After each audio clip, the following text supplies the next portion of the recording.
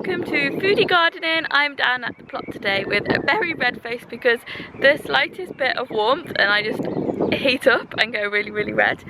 They have given out thunder for this afternoon, and to be honest it feels really close, like we could do with it.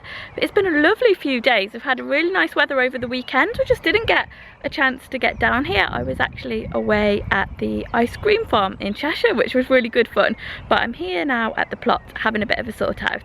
The tomatoes in the greenhouse are doing well. We've got a few flowers coming. I have pinched some of these out. These are the tiny currant ones that I got, and actually some of the bits that I pinched out have started to root. So I'm probably going to get to the stage where I've got more tomatoes than I know what to do with, but that will be a very happy position to be in. My other seedlings haven't really started coming up yet. I found that the John Innes compost that I got is a lot drier than the Jack's Magic, so I'm having to water it a bit more, and it's just getting used to that change. But they should come up. I'm not too concerned just yet. They only went in last week. Some areas of the plot are just really dry and cracked and still need weeding, but this grass is starting to go to seed, so I need to kind of make this my priority for the coming week, I think. It does look like a desert wasteland after just a couple of days with no rain. I have weeded down the raspberries, but I can already see more bindweed coming up. It just needs doing all of the time, really.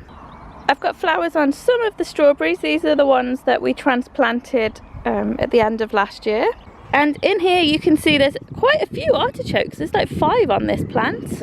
And today I've been trying to sort out the red currants a bit. So there's a couple of red currants here, and then there's some loganberries which come down over here.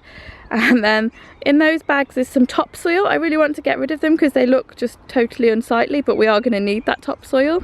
Last year we didn't do so well with the red currants. I mean, we had quite a few, but I feel like we could have had a lot more because the bindweed came up at the bottom and got hold of the red currant vines, and then the loganberries went over the top and kind of sliced them in. They was like sandwiched in the middle. It did mean that the birds couldn't get to them, but I also think they could have done better if they weren't like trapped like that. So that's why I really want to get them weeded out for this year. I did take off a couple of the red currants, but I noticed that this one has actually got a root because it kind of was rooting itself. So I'm going to try popping that one in a pot, and the same with another one as well. This one is much smaller, but that might do well as well. So I'm going to try potting those on. The gooseberries are all in bud. This bush seems to have got really tall this year. More desert wasteland here. This is the gooseberry that we transplanted. It's taken its time, but there are some buds coming on it, and you can see by the ground. I mean, it's growing out of clay. I'm surprised that it's surviving at all. I've got loads of black currants. They are doing amazingly. We just had way too many last year, so we're down to 3 plants this year, but this still looks like there are going to be absolutely loads of fruit on it. There's a little bit of comfrey down here, and then the rhubarb, which is just running away. It's doing amazingly well. We've had quite a few pickings off that already. And a few more jobs to do. This is kind of the dumping area. It's not really a compost heap.